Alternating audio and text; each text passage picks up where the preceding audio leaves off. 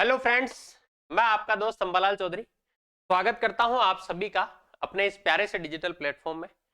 दोस्तों, demo class की बहुत डिमांड हो रही थी, तो हमने अकाउंटेंसी की जो डेमो क्लास है वो आपके लिए हम लोग लेकर आए हैं। देखो, दिवाली की वजह से 4-5 दिन थोड़ी सी छुट्टियां रही और हमने जो ऑफर रखा था वो 15 तक ही रखा था, तो इसको हमने अब आगे बढ़ाया है। क्योंकि डेमो क्लास नहीं आई थी तो बच्चों को भी एक मन में ये रहता है कि सर हम पहले डेमो क्लास देखें तो सही, क्योंकि डेमो क्लास से मतलब है कि हमें समझ में आ जाएगा कि टीचर ने जो बात हमें समझाई वो हमारे समझ आई या नहीं आई। ठीक है, तो देखो इसके लिए मैं आपको बता दूं, आज जो मेन बात है कि भाई ये कंप्लीट कोर्स कोऑपरेटिव बैंक का आप 1499 में परचेज कर सकते हैं। ये कुछ समय तक है, 18 नवंबर तक, इसके बाद इसकी रेट बढ़ जाएगी, श्योर है ये। ठीक है, तो देखो math, reasoning, cooperate, computer, English, accountancy, Rajasthan GK और कोऑपरेटिव एक्ट, सारे सब्जेक्ट आपको इसमें मिलने वाले हैं। अगर आपने ये कोर्स परचेज कर लिया तो फिर इनमें से कोई भी कोर्स आपको परचेज करने की जरूरत नहीं है, ये बात आप ध्यान रखना। केवल इसके अलावा, और इसमें आपको 10 टेस्ट भी मिलेंगे, 10 टेस्ट आपको इसमें मिलने वाले हैं, फुल लेंथ 200-200 क्वेश्चन के। इसके अलावा टॉपिक वाइज जो टेस्ट मिलेंगे वो आपके अलग होंगे। अब अगर मैं बात करूं अकाउंटेंसी की कि सर हमें अगर ओनली अकाउंटेंसी खरीदनी हो तो कितने में पड़ेगा, तो देखो ये 299 में आपको 18 नवंबर तक मिल जाएगा। इसके बाद ये 399 में आपको मिलने वाला है। अगर आप चाहते हैं हमें सिर्फ सर कोऑपरेटिव एक्ट चाहिए तो भाई एक्ट आपको 199 में मिल जाएगा 18 नवंबर तक।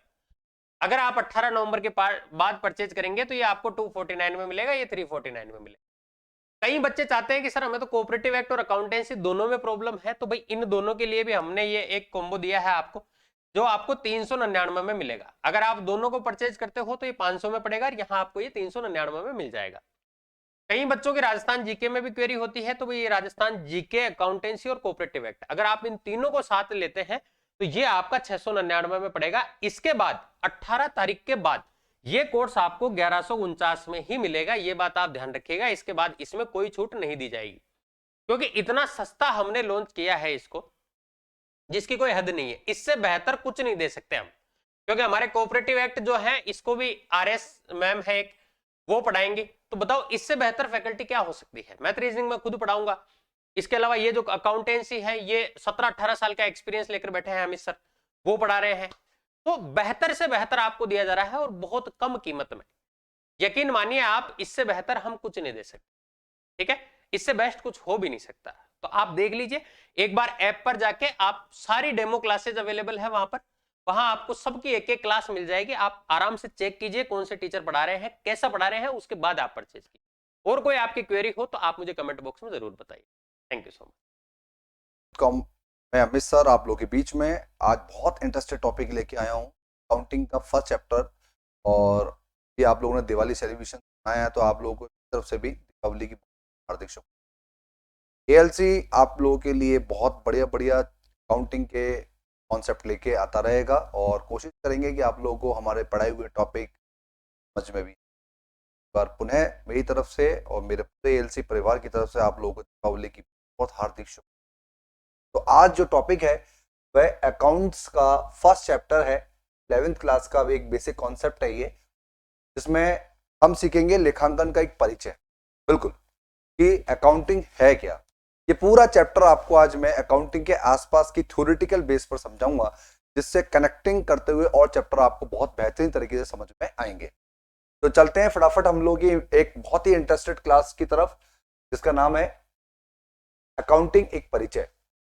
देखिए, सबसे पहले आपको दिख रहा है कि लुकास पेसियोली जो एक वैज्ञानिक थे, उन्होंने एक बुक कीपिंग को जन्म दिया। यानी बुक कीपिंग मतलब पुस्तक पालन, कैसे हमें अकाउंटिंग की पुस्तकों का पालन करना चाहिए। ठीक है, तो इसके बारे में मैं आपको बताता हूं कि लुकास पेसियोली को पुस्तक पालन का जन्मदाता कहा जाता है। यानी कि पुस्तक पालन का जन्मदाता कौन है। अगर एक नंबर में क्वेश्चन आता है कि पुस्तक पालन का जन्मदाता कौन है, वहां पे 4-5 वैज्ञानिकों के नाम होंगे, उसमें आपको किसको टिक लगा के आना है, लुकास पेसियोली को, ये टिक लगा के आना। ठीक है, इसके जन्मदाता का नाम क्या है, लुकास पेसियोली। ठीक है, अब क्यों है, क्योंकि 1494 में यानी 1494 ईस्वी में इटली के वेनिस शहर में, कौन से शहर में, इटली के वेनिस शहर में इनकी पुस्तक थी एक सुमा डे के नाम से, अरिथमेट्रिका, ज्योमेट्रिका और 17वीं शताब्दी में बुक कीपिंग की इटालियन प्रणाली में कई सुधार हुए। यानी कि इन्होंने कुछ पुस्तकें लिखी, इसका नाम पहला था सुमाडे, ध्यान से आपको याद कर लेना है, अरिथमेट्रिका और जियोमेट्रिका। 17वीं शताब्दी में इन्होंने एक इटालियन प्रणाली के तौर पर इसमें सुधार किए, जिसमें एक बुक बनाई गई जिस बुक का नाम था जनरल।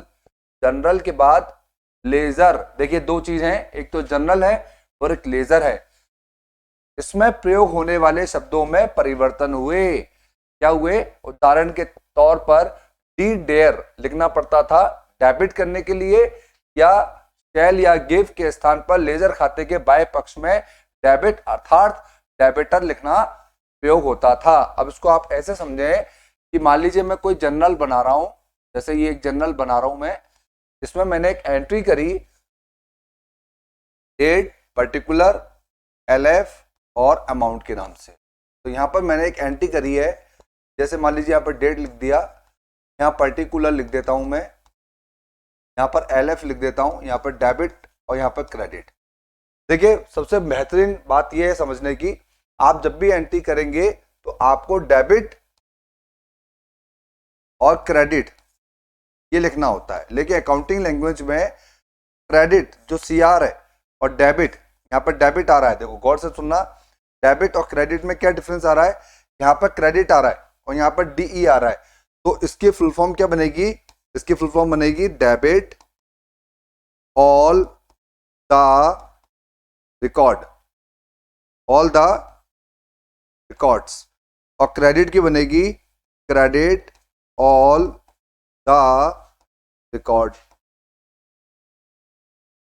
अब नोट करने वाली बात है कि यहाँ पर डीई जो आया चेंज, ये जो डीई आ रहा है, इसको हम डीआर कैसे बनाएंगे, यानी कि डेबिट अकाउंटिंग की लैंग्वेज में कैसे रिकॉर्ड करेंगे, ये हमें देखना है, ठीक है ना। तो मैं आपको बताना चाहूंगा कि जब आप डी लिख रहे हैं तो इसका मतलब होता है डेबिट ऑल दी रिकॉर्ड्स। अब गौर से देखें, यहाँ पर डी है, डेबिट करना है सारे रिकॉर्ड्स को और क्रेडिट करना है सारे रिकॉर्ड्स को। तो यहाँ पर गौर से देखिए डी और यहाँ पर लिखा है आर, तो इन दोनों को जब मैं प्लस करूंगा यानी कि ऐड करूंगा तो क्या बन जाएगा, ये डेबिट, और यहाँ पर क्रेडिट, यानी कि डेबिट करो उन सारे रिकॉर्ड्स को जो आप अपनी पुस्तकों में दर्ज कर रहे हैं और क्रेडिट करो उन सारे रिकॉर्ड्स को जो आप अपनी पुस्तकों में क्रेडिट कर रहे हैं। यानी कि या तो व्यापार में कोई चीज आएगी या कोई चीज जाएगी। जब व्यापार में कोई चीज आएगी वो व्यापारी उस पुस्तक अपनी पुस्तकों में उसको रिकॉर्ड करेगा। तो डेबिट ऑल दी रिकॉर्ड्स, चाहे वो किसी प्रकार के रिकॉर्ड्स हो, चाहे वो वस्तुगत हो, वास्तविक हो या वास्तविक हो, ये मैं बाद में बताऊंगा। आगे बढ़ते हैं, लिखा है क्रेडिट ऑल दी रिकॉर्ड्स, या तो व्यापार के पास आएगा या व्यापार से जाएगा। अब यहाँ पर थोड़ा सा डेबिट और क्रेडिट के बारे में विस्तारित नॉलेज आप लोगों को मैं नेक्स्ट वीडियो में दूंगा। अभी आपको इतना समझना है कि जो भी चीज आ रही है व्यापार में और जा रही है उसे पुस्तकों में दर्ज करना जरूरी है। आई थिंक सो ये समझ में आ गया होगा आप लोगों को। अब आगे बढ़ते हैं कि पुस्त पालन का मतलब होता है लेखा करना और उसकी ऑडिटिंग करना। ऑडिटिंग को हिंदी में कहते हैं अंकेक्षण करना, यानी कि जो व्यापारिक क्रियाओं में हो रहा है उसका रिकॉर्ड मेंटेन करना। और व्यापार के अंतिम दिनों में, यानी अंतिम दिन कौन से होते हैं, 31 मार्च होते हैं हमारे वित्तीय वर्ष के। एक व्यापारी अपनी पुस्तकें 12 महीने के लिए बनाता है, 1 अप्रैल से लेके 31 मार्च, और कैलेंडर ईयर देखे जाए तो 1 जनवरी से 31 दिसंबर। ठीक है, तो वैसे ज्यादातर देखा जाए तो व्यापारी फाइनेंशियल ईयर ही मेंटेन करते हैं। जितने भी गवर्नमेंट एम्प्लॉय और अदर एम्प्लॉय होते हैं वो अपने खाते 1 जनवरी से 31 दिसंबर के बेस पर बनाते हैं। तो ये क्लियर हो गया होगा कि पुस्त पालन क्या है, लेखा क्या है और उसका अंकेक्षण क्या है। इसको हम और अगर क्लियर करें तो कैसे करेंगे, परिभाषा के तौर पर क्या लिखिए परिभाषा में कि लेखांकन सौदों एवं घटनाओं को जो आंशिक रूप में अथवा कम से कम वित्तीय प्रवृत्ति के होते हैं। पहले मैं यहीं तक रुक जाऊंगा। क्या बोल रहे हैं कि लेखांकन यानी कि अकाउंटिंग किस आधार पर हो रही है, सौदों के आधार पर। सौदे मतलब ट्रांजैक्शंस। व्यापार में कई प्रकार की क्रियाएं होती हैं। सौदों का मतलब हो गया कोई वस्तु खरीदना, कोई वस्तु को बेचना, ठीक है, कोई संपत्ति को खरीदना, कोई संपत्ति को बेचना, कई प्रकार के खर्चे करना और कई प्रकार की इनकम को प्राप्त करना। ठीक है, घटनाएं, इन्हीं को घटना कहते हैं। किसी भी चीज का आदान प्रदान होना लेखांकन की परिभाषा में घटना कहलाती है। और आंशिक रूप में अथवा कम से कम वित्तीय प्रवृत्ति के होने चाहिए। यहाँ पे आंशिक शब्द क्यों आया है? क्योंकि कई बार ग्राहक वस्तु लेते समय, व्यापारी माल बेचते समय दो चीज करते हैं आदान प्रदान के तौर पर। देखिए, या तो हम वस्तु लेते हैं नगद, या हम वस्तु को लेते हैं उधार। तो जब उधार और नगद दोनों पेच फंस जाएं, तो यहाँ पर व्यापारी और ग्राहक दोनों के बीच में एक सामंजस्य पैदा हो जाता है।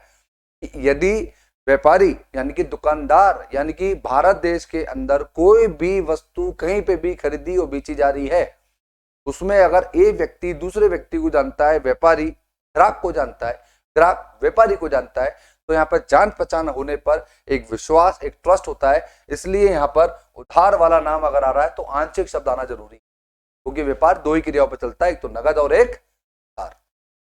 समझ में आ गया होगा। अथवा कम से कम वित्तीय प्रवृत्ति, वित्तीय मतलब धन से संबंधित, मुद्रा से संबंधित होनी चाहिए। ठीक है, भावनाओं में बह करके हम कोई वस्तु नहीं बेचते। भावनाओं में, संपत्ति में, लव एंड ट्रस्ट में हम केवल क्या करते हैं? किसी बच्चे को रोड क्रॉस करा दी, वृद्ध अवस्था में किसी की मदद कर दी, गरीब बच्चों को पढ़ा दिया लिखा दिया, गरीब लड़कियों की शादी कर दी, मंदिर मस्जिद खोल दिए, वगैरह वगैरह। ये हम सारे क्या करते हैं? भावनाओं के में काम करते हैं। इसमें मुद्रा का हमें कोई फायदा नहीं हो रहा। लेकिन जब हम कोई दुकान खोलते हैं, हम शोरूम खोलते हैं, हम कोई भी ऐसा काम कर रहे हैं जैसे जहां पर हम अपनी सेवा दे रहे हैं या हम कोई वस्तु बना करके बेच रहे हैं, वहां पर वित्तीय प्रवृत्ति आती है, यानी धन से संबंधित मॉनेटरी ट्रांजेक्शन्स आते हैं। आगे है प्रभावपूर्ण विधि से एवं मौद्रिक रूप से लिखने, उसे वर्गीकृत करने और सारांश में व्यक्त करने तथा उनके परिणामों की व्याख्या करने की कला है। देखिए, मैंने आपको बिल्कुल साफ साफ समझा दिया है कि आप अपना कोई भी काम अगर व्यापार के आधार पर कर रहे हैं तो उसमें मुद्रा का होना जरूरी है, इसलिए मौद्रिक शब्द आया है। मुद्रा को लिखना, को वर्गीकृत करना, क्लासिफाई करना, क्लासिफिकेशन करना, उसको बांट देना करने, और सारांश मतलब व्यापार के एंड में एक समरी निकलेगी कि व्यापार ने यानी कि व्यापारी ने जो भी चीज खरीदी और जो भी चीज बेची उसे अपने अकाउंटिंग में लिखा, तो एंड में आके व्यापारी को लाभ हुआ या उसे हानि हुई, कितने खर्चे हुए, कितनी प्राप्तियां हुई, वगैरह वगैरह, ये सब रिकॉर्ड होता है। फिर उसके परिणाम निकालना, कि परिणाम का मतलब ये हो गया उसका रिजल्ट निकालना कि एंड में आके फर्म प्रॉफिट पे जा रही है या लॉस पर। अगर फर्म लॉस पे जा रही है तो एनालिसिस होगा, है ना, एक निरीक्षण करते हैं हम लोग, क्यों ऐसा हो रहा है, क्या रीजन हुए, क्या गलतियां हुई, मार्केट में हमारा माल क्यों नहीं बिका, इन सब चीजों के ऊपर सर्चिंग होती है। और फिर उसके बाद आगे बढ़ा जाता है। यदि फर्म कंटिन्यू लॉस पे चल रही है तो फिर आपको पता है, या तो वो फर्म मर्ज हो जाएगी किसी और कंपनी में जो अच्छी चल रही है, वो उसको खरीद लेगी, या वो फर्म बंद हो जाएगी, दिवालिया हो जाएगी।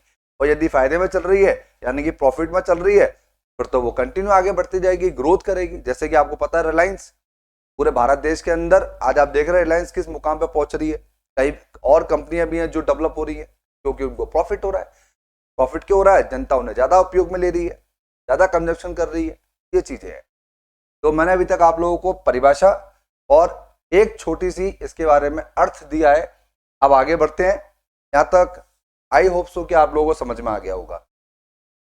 इसकी इंग्लिश लैंग्वेज भी पढ़ लेते हैं। Accounting is the art of recording, आ गया, क्लासिफाई और summarising and significant manner in the terms of money transactions and event which are in the part of list of a financial character and interpreting the result thereof। तो इसको हम समझ चुके हैं कि कैसे हमें करना है। देखिए, इसको एक उदाहरण से और मैं समझाना चाहूंगा, तो थोड़ा सा उदाहरण से समझने की कोशिश करेंगे जिससे कि आपको पूरा समझ में आ जाए। ठीक है, चलो चलते हैं। ठीक है, समझते हैं। देखिए, ये एक मैं डायग्रामेटिक प्रेजेंटेशन से आपको समझाने की कोशिश करूंगा कि मान लीजिए ये मेरे बिजनेस की एक फर्म है, यहाँ पर कोई मटेरियल बन रहा है। ठीक है, यहाँ पर एक कोई मटेरियल बन रहा है। ठीक है, ये हमारे शर्मा जी हैं। कौन है बेटा? शर्मा जी। और ये इनकी वाइफ है शांति देवी, और ये इनका एक बेटा है राहुल नाम है इसका। अब आप समझना कि यहां पर शर्मा जी, शांति देवी और राहुल। शांति देवी शर्मा जी को कहती हैं कि घर का ये हाउस मान लो, अभी कोई फैक्ट्री न मान के इसको एक हाउस मान लेते हैं, कि घर का कुछ सामान खत्म हो गया है, और ये एक बैग है, कैरी बैग, कि घर का एक सामान खत्म हो गया है और आप जाएं घर का कुछ इंपॉर्टेंट सामान लेके आ जाएं। तो शर्मा जी शांति देवी से बोलते हैं, क्या आपने लिस्ट बनाई कि क्या क्या सामान खत्म हो गया है? तो शांति देवी कहती हैं कि शुगर नहीं है घर में, राइस नहीं है, ठीक है, सौंफ नहीं है, टी नहीं है, चाय की पत्ती नहीं है, और अदर्स आइटम्स भी नहीं है, ठीक है। तो ये कुछ लिस्ट बना के इनको दे दी जाती है। समझ में आ गया? ये जो लिस्ट बना रहे हैं इसी को कहते हैं रिकॉर्ड करना। क्या कहते हैं? रिकॉर्ड करना। ये हो गया रिकॉर्ड, इसको कहते हैं रिकॉर्ड करना। अब ये लिस्ट लेकर के कहाँ जाएंगे? मार्केट में जाएंगे। कहाँ जाएंगे शर्मा जी? मार्केट में जाएंगे और ये चीजें शॉपिंग करेंगे। शॉपिंग करेंगे तो क्या देके आएंगे? मनी। तो कोई भी अकाउंटिंग में मनी और मनी वर्थ होना जरूरी है, यानी कोई भी वस्तु खरीदने के लिए आपके पास पैसा होना जरूरी है। तो ये पैसा देंगे और ये चीजें लेके आ जाएंगे। मान लीजिए शुगर लेके आ गए 100 रुपीज में, मान लीजिए राइस लेके आ गए 200 रुपीज में, मान लीजिए साबुन लेके आ गए 100 रुपीज में, मान लीजिए टी लेके आ गए 150 रुपये में, यानी 150 रुपीज में, मान लीजिए अदर्स आइटम भी 200 रुपीज में लिया है। तो इसका जो टोटल होगा वो हम लगा लेंगे कि 100 और 200 300 एंड 400 600 और 750 रुपीज। तो टोटल आइटम्स कितने क्या है? 750। तो जब हम इनको क्लासिफाई करेंगे तो क्लासिफाई कैसे करेंगे कि जब ये घर पर आएंगे तो इनकी वाइफ जो कि शांति देवी है वो चीनी को पहचान लेगी और चीनी को अलग कर लेगी, चावल को पहचान लेगी, चावल भी अलग कर लेगी, साबुन को पहचान लेगी, साबुन भी अलग हो जाएंगे, और टी को पहचान लेगी, टी भी अलग हो गई, और अदर्स आइटम आपको पता है जैसे कि सब्जी वेजिटेबल्स हो गई वगैरह वगैरह पहचान करके उनको भी अलग कर लिया जाएगा। ये जो आप समझ रहे हैं कि इनको पहचानना, जो पहचान हो रही है इसी को कहते हैं आइडेंटिफाई होना। इसको पहचान करके आइडेंटिफाई करके उसको अलग करना। अलग का मतलब हो गया क्लासिफाई करना और पहचान का मतलब हो गया आइडेंटिफाई करना। तो यही मैंने आपको बोला था कि अकाउंटिंग क्या है? एक रिकॉर्ड करना है, उसको आइडेंटिफाई करना है, उसको क्लासिफाई करना है, उस पर इंटरप्रिटेशन करना है, विश्लेषण करना है, और उसके बाद उसका रिजल्ट निकालना है। तो यहाँ पर दो चीज क्लियर हो गई, रिकॉर्ड कैसे हो रहा है, कि पहचान कैसे हो रही है, उसको अलग कैसे कर रहे हैं। और उसके बाद अकाउंटिंग में हम लोग टोटल जब लगाएंगे तो हम टोटल कैसे लगाएंगे? शुगर का अलग कर देंगे, राइस का अलग कर देंगे, जनरल शॉप का अलग कर देंगे, टी का अलग कर देंगे, अदर्स का अलग कर देंगे। अब इसकी जो हम एंट्री बनाएंगे, एक एंट्री बनाएंगे शुगर की, दूसरी एंट्री बनाएंगे राइस की, तीसरी एंट्री बनाएंगे शॉप की, चौथी बनाएंगे हम टी की, और पांचवी बनाएंगे अदर्स की। इनकी अकाउंटिंग में एंट्री जब करेंगे तो ये परमानेंट अकाउंटिंग की बेस पर रिकॉर्डिंग कहलाएगी। क्लासिफाई का मतलब एंट्री अलग अलग हो जाएगी। जैसे मुझे अगर टी की एंट्री देखनी है तो मैं टी की एंट्री देखूंगा 4th नंबर पर, मुझे शुगर की एंट्री देखनी है तो मैं देखूंगा पहले नंबर पर। अब मुझे पहले नंबर पर भी अमाउंट देखना है तो अमाउंट मिल जाएगा 100 रुपीज, क्योंकि मैंने उसकी एंट्री में अमाउंट भी 100 रुपीज लिखा होगा। तो आई थिंक आपको समझ में आ रहा होगा कैसे मैं आपको समझा रहा हूं। तो जब क्लासिफाई कर दिया और रिकॉर्डिंग कर दी, इंटरप्रिटेशन कर दिया, विश्लेषण कर लिया कि सही एंट्री दर्ज हो रही है क्या सबकी अपनी अपनी जगह पर, तब मैं जाकर के जनरल के बाद इनको जब अलग अलग एंट्री करूंगा तो मुझे इसके लिए क्या बनानी पड़ेगी? इनकी लेजर। ये मैं बाद में सिखाऊंगा आपको लेजर क्या होती है। ठीक है, इतना क्लियर हो गया। अब लास्ट में हम लोग इसका रिजल्ट निकालेंगे, उस रिजल्ट को बोलते हैं समरी। क्या बोलते हैं बच्चों? समरी निकालना। समरी में देखा जाएगा कि क्या इसका सारांश आया। पूरे साल भर में इसी तरीके से अनेकों ट्रांजैक्शन शर्मा और शांतिलाल जैसे कई ग्राहक आए होंगे जिन्होंने अपने जरूरत की चीजें खरीदी होंगी और व्यापारी ने बेची होंगी, उनका सारांश निकालना। तो आई थिंक आपको डेफिनेशन समझ में आ गई होगी। चलते हैं हम लोग नेक्स्ट। तो इसके बाद जो हमारा टॉपिक है वो हमारा टॉपिक है, ये पूरा हमारा क्लियर हो गया। इसके बाद नेक्स्ट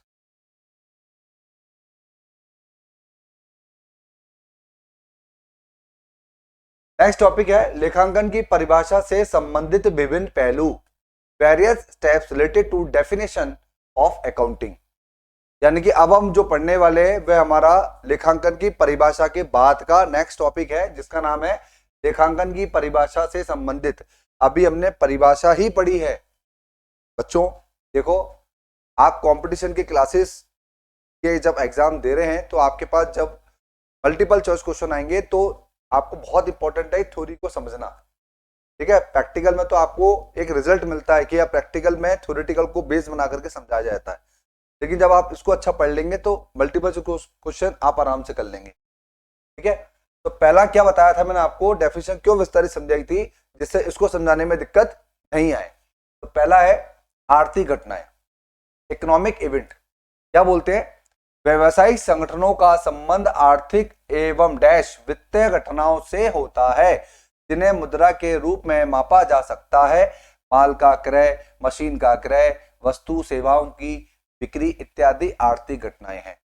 यही मैंने बताया था कि जब भी अकाउंटिंग की बात करें, लेखांकन की बात करें, तो व्यापारी और ग्राहक के द्वारा उन्हीं सौदों को दर्ज किया जाएगा जिनका लेन देन वित्तीय यानी कि धन में किया गया हो, मनी में किया गया हो। तो व्यवसायिक संगठन हमेशा आर्थिक क्रियाओं के ऊपर यानी कि मुद्रा से संबंधित होने चाहिए। हम किसी माल को खरीदते हैं, माल मतलब गुड्स, जैसे कि अगर मैं पेन बेचने वाला व्यापारी हूं तो मेरे लिए ये माल है, गुड्स है। और यदि मैं खरीदने वाला हूं तो ये मेरे लिए माल नहीं है, ये मेरे लिए उपयोग करने वाली वस्तु बन जाएगी, ठीक है। तो मैं ग्राहक के तौर पर देखूंगा, वो व्यापारी के तौर पर देखेंगे। अगर मैं कोई मशीन लेके आ रहा हूं अपने घर में खरीद के, गाड़ी लेके आ रहा हूं, कार खरीद के ला रहा हूं, टीवी ला रहा हूं, या मैं मोबाइल लेके आ रहा हूं, या मैं कंप्यूटर लेके आ रहा हूं, या फर्दर आइटम्स अगर मैं अपने घर में ला रहा हूं तो वो कहीं ना कहीं मेरे लिए संपत्ति है। और यदि मैं खाने पीने की चीज लेके आ रहा हूं अपने घर में, रसोई की किचन की चीज ला रहा हूं अपने यूज करने के लिए, तो वो मेरे लिए वस्तु है, वो संपत्ति नहीं है, ठीक है। तो ये सारी चीजें क्लियर हो गई। आगे व्यवसायिक लेन देनों की पहचान करना, यानी कि व्यापारी के द्वारा व्यवसायिक यानी कि जो अकाउंटिंग है वो पहले व्यवसायिक लेन देन किस तरीके के उनकी पहचान करना, आइडेंटिफिकेशन ऑफ बिजनेस ट्रांजेक्शन। इसका अभिप्राय क्या है, इसका अभिप्राय ये है बच्चों कि ये निर्धारित करना है कि लेन देनों का लेखा किया जाए, अर्थात उन घटनाओं की पहचान करना जिनका अभिलेखन किया जाना है, कि हम किन सौदों को पुस्तकों में दर्ज करें या नहीं करें। जैसे एग्जांपल, कोई ग्राहक आया, उसने व्यापारी से कई चीजों के बारे में पूछा अपनी जरूरत के अकॉर्डिंग कि ये क्या है, समझाओ, बताओ। जैसे जनरल देखा जाए तो हम लोग भी कई बार जब शॉपिंग करने जाते हैं तो पहले उस चीज के बारे में, जो नई चीज मार्केट में लॉन्च होती है उसके बारे में पूछताछ करते हैं। तो पूछने के बाद जरूरी नहीं है कि हम उसको खरीदने के लिए एक्शन ले लें। पहले हम क्या करते हैं, अपने घर वालों का डिसीजन लेते हैं, मम्मी ये चीज मैं ले लूं क्या, मार्केट में आई है, अच्छी है, वगैरह वगैरह। फिर हम उसकी कॉस्ट पूछते हैं, लागत जब मालूम पड़ जाती है कि हाँ हमारी जेब में जितना पैसा है उससे कम में चीज आ रही है, उतने में आ रही है, अगर उससे ज्यादा में आ रही होगी तो हम शायद नहीं लेंगे। तो ये लेन देनों को डिसाइड करना कि हम जो ले रहे उस वस्तु को क्या हम लोग ले सकते हैं, नहीं ले सकते हैं। अगर हम उस वस्तु को नहीं ले पा रहे तो हम केवल पूछ के चले गए तो क्या व्यापारी उसको रिकॉर्ड करेगा, नहीं करेगा, क्योंकि वहां पर मुद्रा का लेन देन नहीं हुआ है, ठीक है। नेक्स्ट है लेन देन का मापन करना, मेजरमेंट ऑफ ट्रांजेक्शन। लेखा पुस्तकों में उन्हीं लेन देनों का लेखन किया जाता है जिनका मूल्यांकन मुद्रा के तौर पर होता है। यानी कि उदाहरण, माल की आपूर्ति हेतु आदेश देना, कर्मचारी की नियुक्ति महत्वपूर्ण घटना है, पर इनका लेखा नहीं किया जाएगा क्योंकि ये मुद्रा के रूप में मापनीय नहीं है, मुद्रा के रूप में मापनीय नहीं है। अब देखो, मैंने अभी बताया आपको कि जिन लेखों का लेन देन मुद्रा के तौर पे किया जा रहा है, मनी के तौर पे किया जा रहा है, उसी का लेखा अकाउंटिंग में होगा, ठीक है। कर्मचारियों की नियुक्ति करना, कर्मचारियों को निकाल देना, जैसे दुकानदार के पास कोई 2 लड़के काम कर रहे हैं और एक लड़का टाइम पर नहीं आ रहा है और उसको निकाल दिया, तो क्या इसका लेखा मुद्रा में हो रहा है, नहीं। लेकिन अगर कोई व्यक्ति आता है, वो कहता है मुझे 20 किलो आटा दे दो, और वही लड़का 20 किलो आटा तोड़ के दे रहा है और बदले में पैसे आ रहे हैं, तो अब मैं आपसे पूछता हूं कि कौन सी घटना मुद्रा में हो रही है, कौन सी नहीं हो रही है। इसलिए जवाब आ जाएगा, मुद्रा में लेखा कौन सा हो रहा है, सेकंड वाली घटना का, जहां पैसा आ रहा है और आटा जा रहा है। लेकिन किसी बंदे का अपने जॉब को छोड़ के चला जाना, ये मुद्रा में नहीं हो रहा। नेक्स्ट है रिकॉर्डिंग करना। लेखा पुस्तकों में वित्तीय स्वभाव के यानी कि धन से संबंधित, मुद्रा से संबंधित स्वभाव के लेन देनों का लेखा तिथि के अनुसार होगा। आज तारीख मान लीजिए, एग्जाम्पल दे रहा हूं मैं, मान लीजिए 18 तारीख है, ठीक है, 18 नवंबर मान लीजिए 2023 मान लो। तो आज के दिन में व्यापारी सुबह जब दुकान खोलेगा और शाम को जब मंगल करेगा, तो उस पूरे दिन के घंटों में, पूरे आवर्स में जितने ग्राहक उसकी दुकान पर आए और उससे वस्तु लेके गए, उसका एक टाइम होता है। उस टाइम को हम रिकॉर्ड जहां पुस्तकों में करेंगे, वो तिथिवार खाते नियम के अनुसार बन जाएंगे। अभिलेखा इस प्रकार से किया जाएगा कि परंपरागत अनुसार इनका सारांश तैयार करने में कोई कठिनाई नहीं आए वर्ष के एंड में। ये बात ध्यान रखना कि जब आप अकाउंटिंग मैच करोगे तो आपको बाय डेट निकालने में कोई गड़बड़ी नहीं होगी अगर आप रिकॉर्ड सही कर रहे हो तो।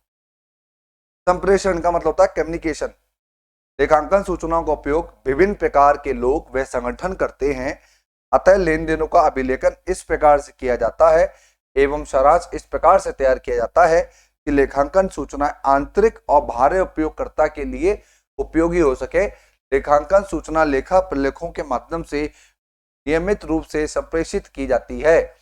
देखिए, जब कोई फर्म व्यापार करती है और उसका व्यापार बहुत अच्छा चलने लग जाता है, तो यकीन मानो छोटी मोटी जो व्यवसाय करने वाली व्यवसायिक फर्म होती है उस पर कई लोग नजर नहीं रखते, लेकिन बहुत बड़ी बड़ी फर्मों पर नजर रखी जाती है। जैसे कि क्रिकेट खेलते समय 11 खिलाड़ी मैदान में होते हैं, लेकिन जब बैटिंग करने के लिए 2 खिलाड़ी उतरते हैं तो सारी जनता जो उनका मैच देखने गई है उनकी निगाह उन 2 खिलाड़ियों पर होती है। लेकिन जब उनमें से एक खिलाड़ी या उन 11 में से जो भी खिलाड़ी अच्छे छक्के चौके मार देता है या अच्छा विकेट ले लेता है, सारे लोग किसको चेयरअप करते हैं? उसी खिलाड़ी को करते हैं। तो सबकी ध्यान केंद्र बिंदु कौन बन जाता है? वो खिलाड़ी जो अच्छा रन मारेगा या अच्छे विकेट लेगा, अच्छी फील्डिंग करेगा। इसी तरीके से हमारी कोई भी फर्म अगर अच्छा काम कर रही है, कोई भी फर्म अगर गुड काम कर रही है और उसको बहुत अच्छा प्रॉफिट हो रहा है, तो मैं आपको कहना चाहूंगा कि ये बहुत सारे लोग में 2 तो हो गए इंटरनल और 2 हो गए एक्सटर्नल। तो ये जो लोग हैं, ये इंटरनल कौन है? ये इंटरनल है व्यापार का स्वामी, यानी कि मैं खुद, मेरे इन्वेस्टर्स, मेरे रिसर्चर्स, जो इंटरनल लोग हैं वो तो हो गए ये। और बाहर कौन है? गवर्नमेंट हो गई, कस्टमर्स हो गए, है ना, टैक्स अथॉरिटीज हो गई। ये सारी फर्में, ये जो लोग हैं ये होते हैं बाहरी लोग। ये दोनों लोग किस पर निगाह रख रहे हैं? फर्म पर। और कौन सी फर्म? जो बहुत अच्छा काम कर रही है, ठीक है ना। जो अच्छा काम करेगी उसी पर तो लोग निगाह रखेंगे। सरकार को टैक्स कौन देता है? जो बहुत कम आउटपुट दे रहे हैं, बहुत कम प्रॉफिट कमा रहे हैं वो, या बहुत ज्यादा जो प्रॉफिट कमा रहे हैं। समझ में आ गया? तो जो ज्यादा प्रॉफिट कमा रहे हैं सरकार उन पर ध्यान रखती है, टैक्स करता है। हाँ, गवर्नमेंट की निगाह उस पर। कस्टमर्स किसका ज्यादा माल खरीदते हैं? जिसका माल मार्केट में सबसे ज्यादा बिकता है। तो ये सारी चीजें होती हैं आंतरिक और बाहरी उपयोगकर्ता, इनको कहते हैं। नेक्स्ट, संगठन, ऑर्गेनाइजेशंस। संगठन से अभिप्राय किसी व्यवसायिक उद्यम से है जिनका उद्देश्य लाभ कमाना या लाभ कमाना नहीं है। देखिए, संगठन का मतलब होता है जहां पर 2 या 2 से अधिक व्यक्ति मिलकर के कोई भी व्यवसाय को स्टार्ट करते हैं एज ए पार्टनरशिप में, ठीक है, उसे संगठन कहते हैं। उनका उद्देश्य क्या होना चाहिए? वैसे तो लाभ कमाना ही उद्देश्य होता है कि हर एक व्यक्ति अपनी फर्म क्यों खोलता है? लाभ कमाने के लिए। लेकिन अगर लाभ नहीं हो रहा है तो 2 चीजें हो जाती हैं, या तो फर्म खोल करके हम लाभ कमाएंगे या नहीं कमाएंगे। तो नया नया व्यापार जब खोला जाता है तो बच्चों ध्यान रखना है कि जरूरी नहीं है कि आपको स्टार्टिंग में लाभ हो। तो जब स्टार्टिंग में लाभ नहीं होगा, वो 1-2 साल पीरियड कौन से कहलाएंगे? लाभ नहीं कमाना। और जब व्यापार को चलते चलते आप जब व्यापार और मार्केट की सारी स्थितियों को समझ जाएंगे, ग्राहकों की सोच और उसकी मेंटेलिटी को समझ जाएंगे कि वो उनकी वांट्स क्या है, उनकी नीड्स क्या है, तो आप उसके अकॉर्डिंग जब प्रोडक्टिविटी करना चालू करोगे तो कस्टमर क्या करेगा? आपके प्रोडक्ट में इंटरेस्ट दिखाएगा, उसको अडॉप्ट करेगा। तो इसको कहते हैं हम लोग संगठन। तो मैंने आपको ये टॉपिक क्लियर की है। पहला, इकोनॉमिक इवेंट, आर्थिक घटनाएं, व्यवसायी लेन देनों की पहचान करना, लेन देनों का मापन करना, अभिलेखन करना, संप्रेषण और संगठन। आई थिंक समझ में आ गया होगा। नेक्स्ट हमारा 7वां टॉपिक है सूचना में अभिरुचि रखने वाले उपयोगकर्ता। का मतलब होता है इंटरेस्टेड यूजर्स ऑफ इंफॉर्मेशन। लेखांकन सूचना के आधार पर विभिन्न उपयोगकर्ता निर्णय लेते हैं। सूचनाओं के उपयोगकर्ताओं में निवेशक होते हैं, इन्वेस्टर्स होते हैं जो मैंने बताया था, क्रेडिटर्स होते हैं, बैंक और वित्तीय संस्थाएं, प्रबंधक, कर्मचारी आदि उल्लेखनीय इसमें शामिल होते हैं।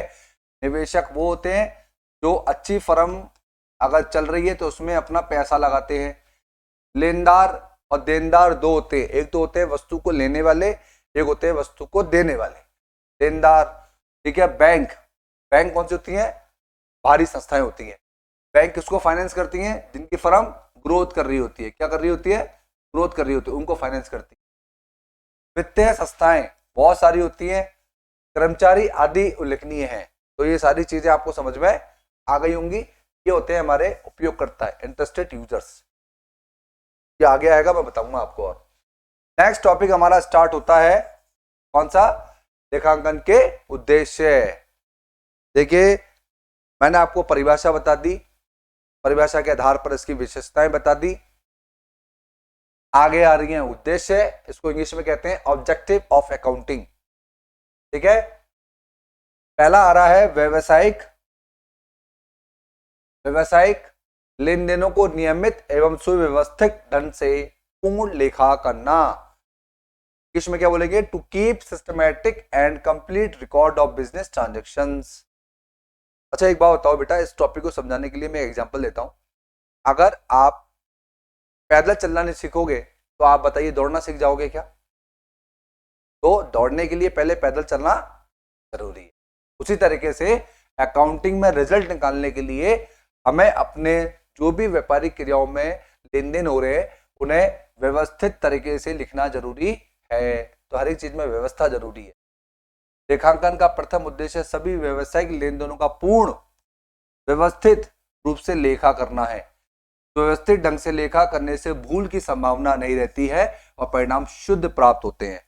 अब मान लीजिए मैंने गुप्ता जी से 2000 रुपए का माल खरीदा और मैंने सोचा मैं शाम को लिख दूंगा। मैंने टाल दिया कि अभी नहीं, शाम को लिख दूंगा, याद रहेगा मेरे को तो। और शाम होते होते मालूम पड़ा कि मैंने पूरे दिन में 50 से 60 ट्रांजेक्शन कर दिए और गलती से मैं 2 ट्रांजेक्शन लिखना भूल गया। और एंड में जब मैंने अपनी अकाउंटिंग मैच करी, मैंने अपने गल्ले से मैच किया तो मालूम पड़ा जितना माल बिका उससे कम पैसा आया। अब मुझे नाम ही याद नहीं आ रहा। तो आप बताइए क्या परिणाम शुद्ध निकलेंगे? नहीं निकलेंगे। इसलिए अकाउंटिंग क्या कहती है कि जो भी लेखा आप कर रहे हैं उसे आप तुरंत लिख लें, जिससे कि आपका रिजल्ट शुद्ध प्राप्त हो, आपकी अकाउंटिंग शुद्ध मैच करे। ठीक है। नेक्स्ट, शुद्ध लाभ हानि का निर्धारण करना, टू डिटरमाइन नेट प्रॉफिट और लॉस। लेखांकन का दूसरा उद्देश्य है एक निश्चित अवधि का लाभ हानि खाता या उसका आय विवरण खाता तैयार करना। देखिए, लाभ हानि खाता को बोलते हैं प्रॉफिट एंड लॉस, इसी को हम कहते हैं इनकम स्टेटमेंट बनाना। ये मैं प्रैक्टिकल में समझाऊंगा आपको कि प्रॉफिट एंड लॉस अकाउंट कैसे बनता है और कैसे इसके अंदर एंट्री दर्ज होती है। ठीक है। तो शुद्ध लाभ हानि निकालना, शुद्ध क्यों बोला जा रहा है? क्योंकि इसमें सारे इनडायरेक्ट डायरेक्ट चीजें हम लोगों ने इंक्लूड करके इनडायरेक्ट चीजें लेस करने के बाद ये प्रॉफिट निकले। ये प्रैक्टिकल टॉपिक है, अभी समझ में नहीं आएगा। व्यवसाय की वित्तीय स्थिति को ज्ञात करना, टू एक्सटर्नेट financially position of the business. हर एक फर्म अपनी फाइनेंशियल पोजीशन निकाल के चलता है।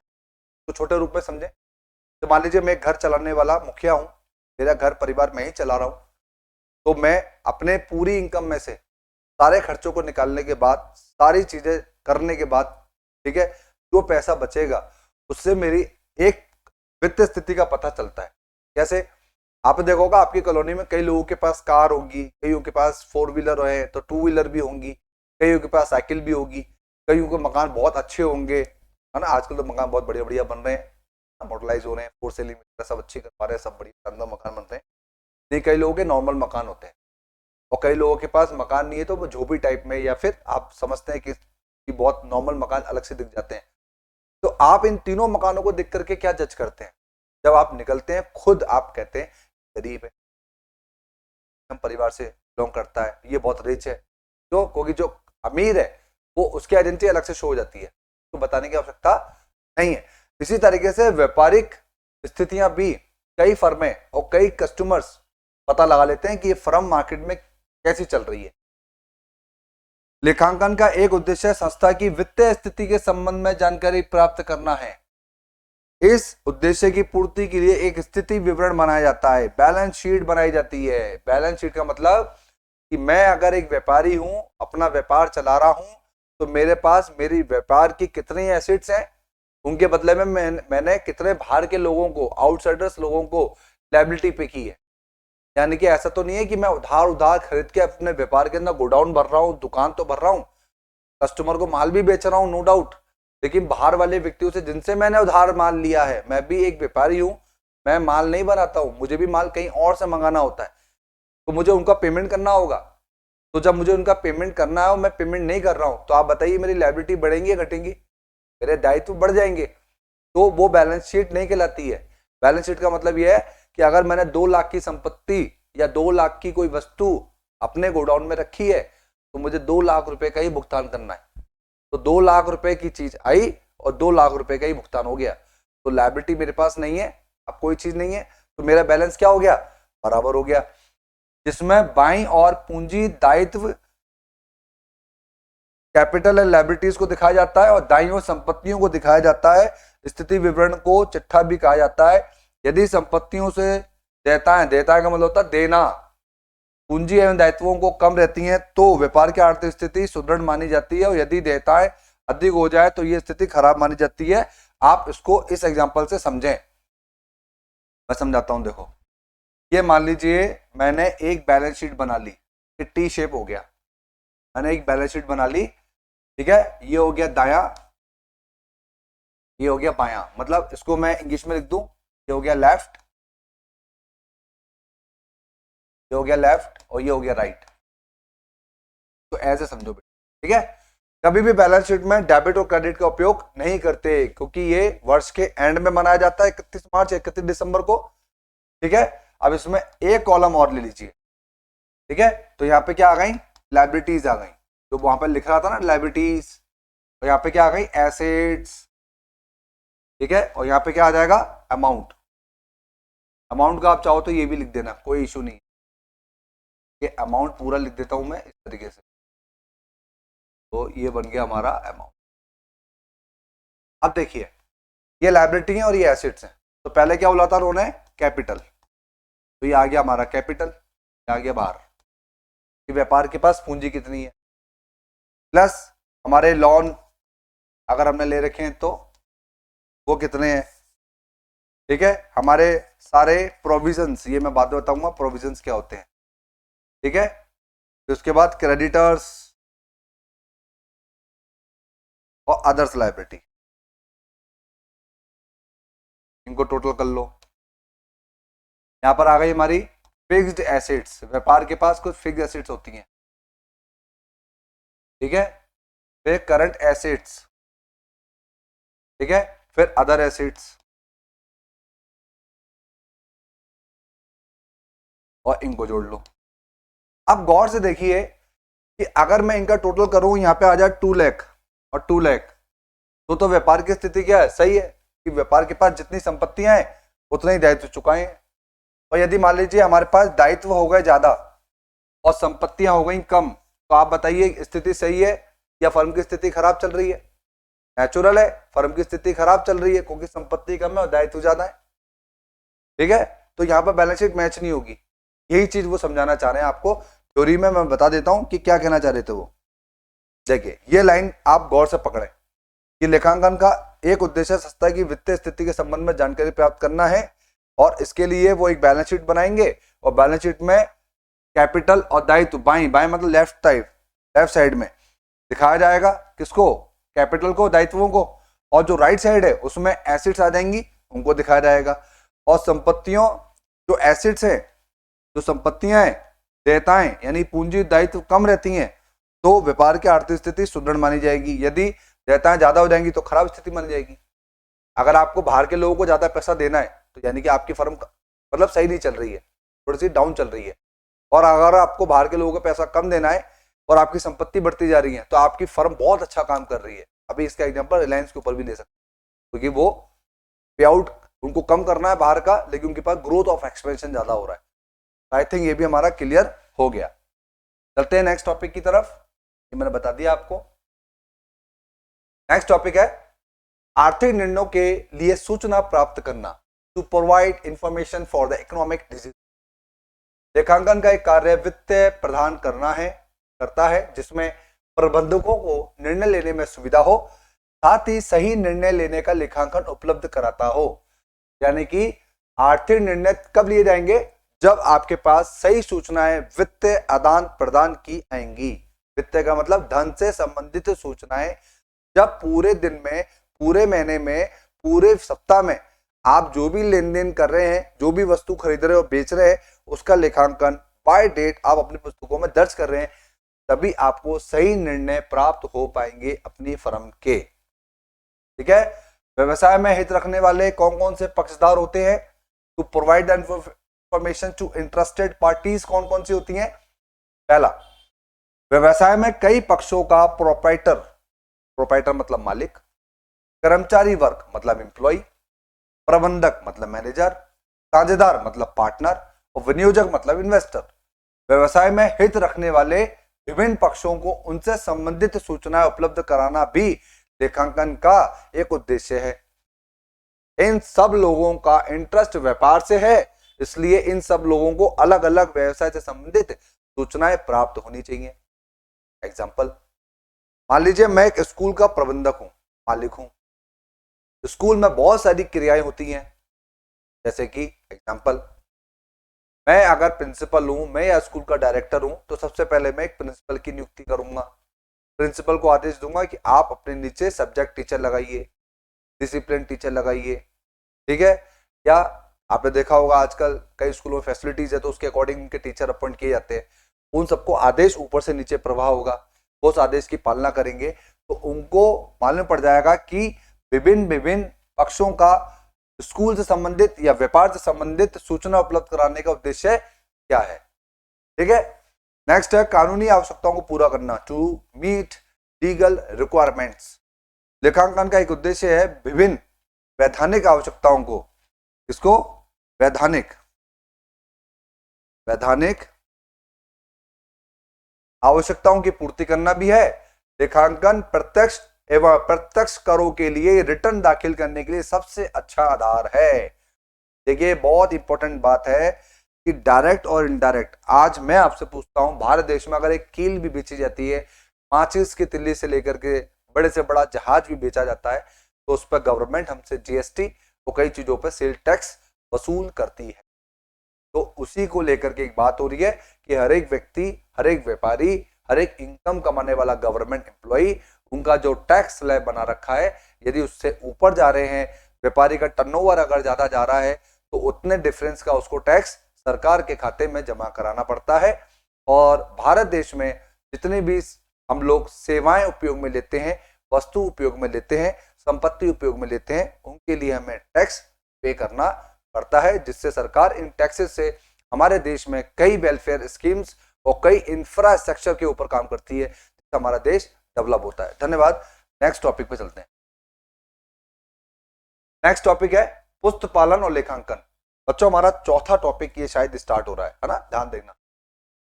पुस्त पालन क्या है और लेखांकन क्या है। यहाँ पे देखिए दो टॉपिक है, एक है पुस्त पालन और दूसरा है लेखांकन।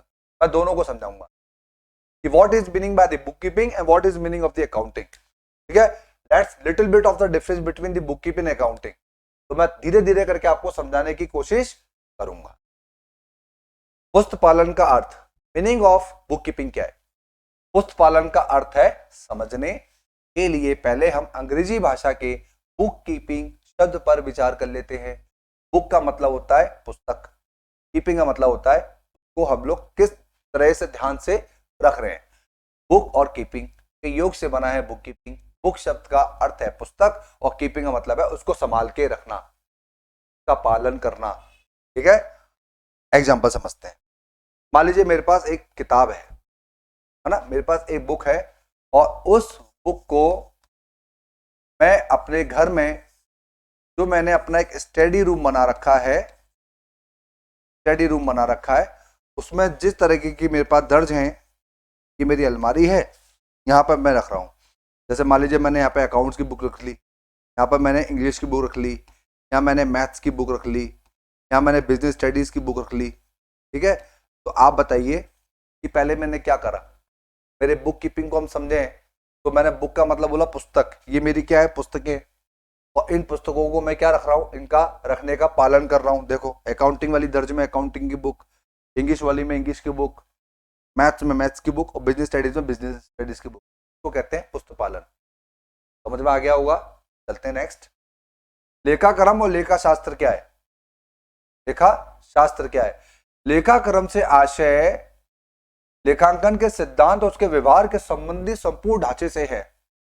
तो कितनी बड़ी बात बोली है कि लेखाक्रम का मतलब होता है लेखांकन करना। हमने शुरुआत से अभी तक इसी पर बात करी है कि हर एक सौदों को दर्ज करना ही लेखांकन है। उसके प्रिंसिपल्स क्या कहते हैं, व्यवहार क्या है, इस संपूर्ण ढांचे को समझना। व्यवहार तो सिंपल सा है, खरीदना और बेचना, जहां मनी का होना जरूरी है। अतः यह समस्त लेखांकन प्रणाली की आत्मा है। यह उन सिद्धांतों तकनीकों से संबंधित है जिनका प्रयोग लेखांकन से किया जाता है। यह हमें बताता है कि लेखा पुस्तकें किस प्रकार तैयार की जाए, लेखांकन सूचनाओं का सारांश किस प्रकार से तैयार किया जाए, या इस सूचना को इसमें हित रखने वाले पक्षधारों को किस प्रकार से संप्रेषित किया जाए। ये सब चीजें लेखांकन और लेखा शास्त्र में आती हैं।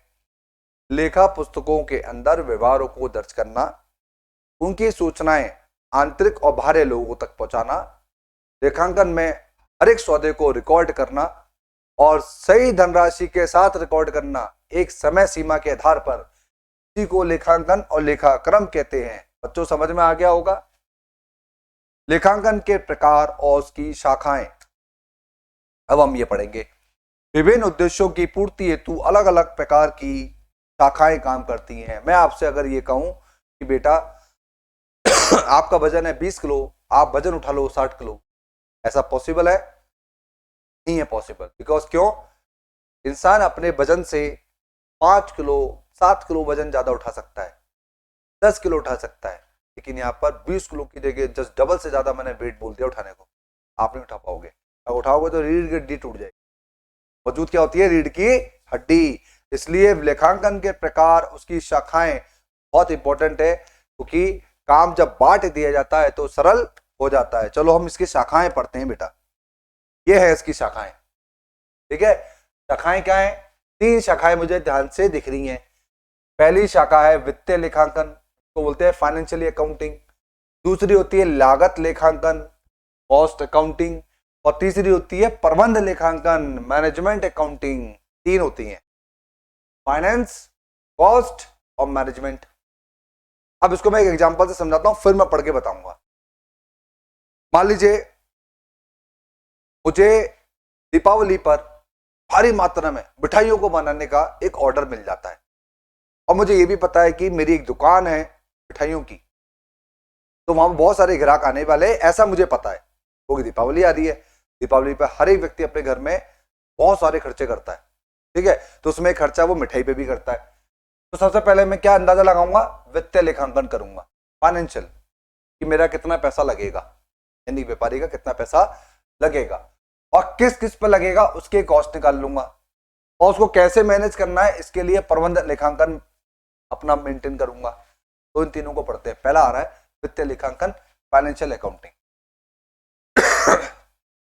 वित्तीय लेखांकन वह लेखांकन है जिसके अंतर्गत वित्तीय प्रकृति वाले सौदों का लेखांकन किया जाता है।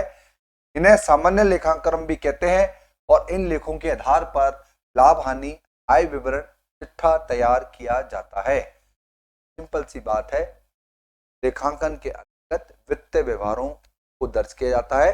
इसके आधार पर 3 खाते बनते हैं। पहला व्यापार खाता, ट्रेडिंग अकाउंट, दूसरा लाभानी खाता, P&L अकाउंट, तीसरा आर्थिक चिट्ठा, बैलेंस शीट। और ये तीनों चीजें जो मैं बता रहा हूं वो इस तरीके से हैं। पहला खाता है ट्रेडिंग अकाउंट, ठीक है, इसको बोलते हैं व्यापारिक खाता। दूसरा होता है प्रॉफिट एंड लॉस अकाउंट, तो बोलते हैं लाभानी खाता। और तीसरा होता है बैलेंस शीट। क्या होता है बेटा? Balance sheet. ये होता है आर्थिक चिट्ठा। पहला खाता, दूसरा खाता, तीसरा खाता। ये तीनों खाते थ्योरेटिकल मैंने थोड़ा बहुत बताए हैं, बाकी विस्तारित नॉलेज मैं आपको नेक्स्ट चैप्टर में दूंगा, प्रैक्टिकल। अब इसके बाद आ रहा है 3 टॉपिक, 1, 2, 3 ये समझेंगे। व्यवसाय या संस्था से संबंधित लेन देनों को उपयुक्त बही में लिखना।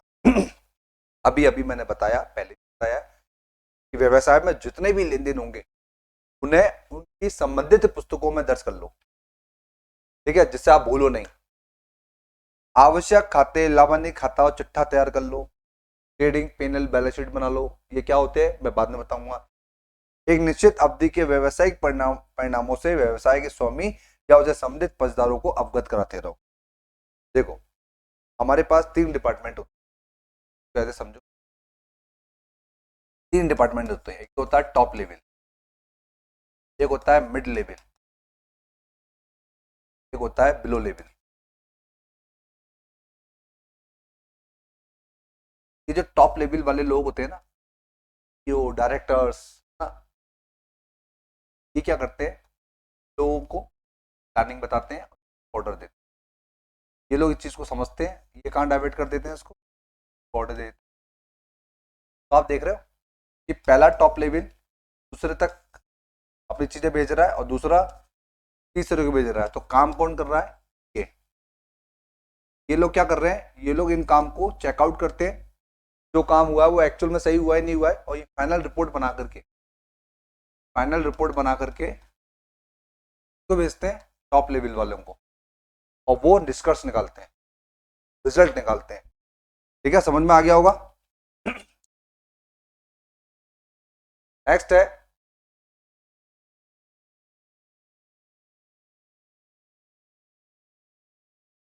ये चीज क्लियर हो गई होंगी आप लोगों को। एक निश्चित अवधि के व्यवसायिक, ये मैंने बता दिया आपको। नेक्स्ट है लागत लेखांकन, कॉस्ट अकाउंटिंग। लागत लेखांकन वित्तीय लेखा पद्धति की सहायक है। लागत लेखांकन किसी वस्तु या सेवा की लागत का व्यवस्थित व वैज्ञानिक विधि से लेखा करने की प्रणाली है।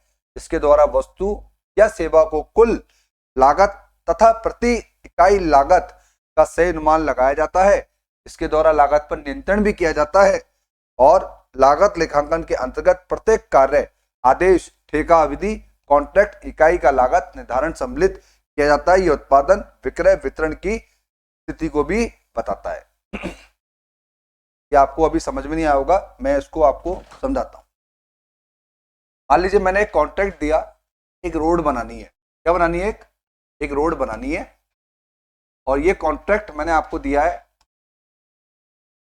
किसी ठेकेदार को दिया है, आपको 6 मंथ में इसको पूरा करना है। ठीक है, तो ये जो कॉन्ट्रैक्टर है, इस कॉन्ट्रैक्टर को ठेका दिया है कि रोड बनाओ। अब रोड ऐसे तो ना बन जाएगी, रोड बनाने के लिए हमें इसका मटेरियल चाहिए। क्या चाहिए, हमें इसका मटेरियल चाहिए, यानी कि हिंदी में बोले तो सामग्री चाहिए। और सामग्री के लिए कंक्रीट चाहिए, डामर चाहिए, बजरी चाहिए, सीमेंट चाहिए, लोग चाहिए, मशीनें चाहिए, हर एक तरीके की चीज चाहिए। तो ये सारी चीजें प्रोवाइड की जाएंगी उसको, तो उसकी लागत निकालनी पड़ेगी ना, कि कितने की बजरी आई, कितने का सीमेंट आया, कितने का डामर के अंदर जो भी चीजें यूज होती हैं वो आई। ठीक है, मशीन पर लेबर कितनी आई, मशीन के अंदर कितना डीजल लगा, टूल्स अगर कोई जरूरत पड़ रही तो वो कितने लगे, और सीमेंट कितना लगा। तो ये सब चीजें समय के आधार पर बांध दी जाती हैं, और इन सब चीजों की लागत निकाल ली जाती है। ये सब चीजें जो लगी वो कितने मंथ में बनके तैयार हुआ, कितनी कॉस्टिंग आई इस पर। तो इसके लिए हम लोग क्या बनाते हैं, अपनी लागत लेखांकन। इसके लिए हम लोग लागत को निकालने की विधि देखते हैं कि किस तरीके से वस्तु या सेवा को कुल कितनी लागत में या प्रति इकाई लागत में तैयार किया जा रहा है। और इसके लिए हम लोग क्या करते हैं कि लागत लेखांकन के अंतर्गत हम एक ठेका देते हैं, उस ठेके से संबंधित हम लोग उस वस्तु के उत्पादन में सम्मिलित होने वाली हर एक वस्तु की इकाई की लागत निकाल लेते हैं अलग अलग। जैसे कि मैंने सीमेंट की लागत अलग निकाल ली, बजरी की लागत अलग निकाल ली, है ना, कितने व्यक्ति काम कर रहे हैं उनकी लागत अलग निकाल ली, उनकी मेहनताना जो होता है, सैलरी वगैरह जो भी उनका होता है, मजदूरी, वो निकाल ली। तो इन सब चीजों को रिकॉर्ड करना किसमें करेंगे, कॉस्ट अकाउंटिंग में। नेक्स्ट है मैनेजमेंट अकाउंटिंग। प्रबंध लेखांकन की आधुनिक कड़ी है ये। जब कोई लेखा विधि प्रबंध की आवश्यकताओं के लिए आवश्यक सूचनाएं प्रदान करती है तो इसे प्रबंधकीय लेखा विधि कहते हैं। रॉबर्ट एंथोनी के अनुसार प्रबंध लेखांकन का संबंध उन लेखांकन सूचनाओं से है जो प्रबंध के लिए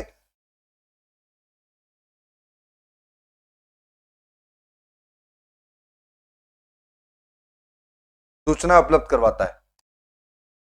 तो आप ये ध्यान रखें कि ये जो तीसरा वाला टॉपिक जो मैंने बताया इसको मैं दोबारा समझाता हूं कि सूचना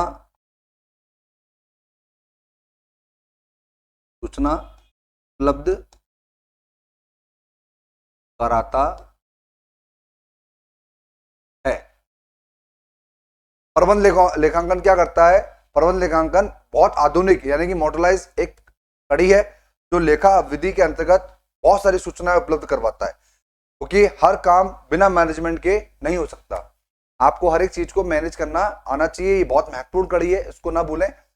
तो अभी तक जो मैंने बताया उसमें आप समझ गए होंगे। अब एक क्वेश्चन आ सकता है मल्टीपल चॉइस में कि लेखांकन की मुख्य शाखाएं कौन सी हैं। आपने 3 देखी हैं, वित्तीय लेखांकन, लागत लेखांकन और प्रबंध। हो सकता है कि इन तीनों में से एक दे दे और 3 ऑप्शन दूसरे दे दें, तो आप वित्तीय पर टिक लगा देना, वित्तीय नहीं दे तो लागत पे लगा देना, दोनों ना दे तो आपको पता है कि प्रबंध लेखांकन भी अपने लेखांकन की मुख्य शाखाएं में आता है। ठीक है,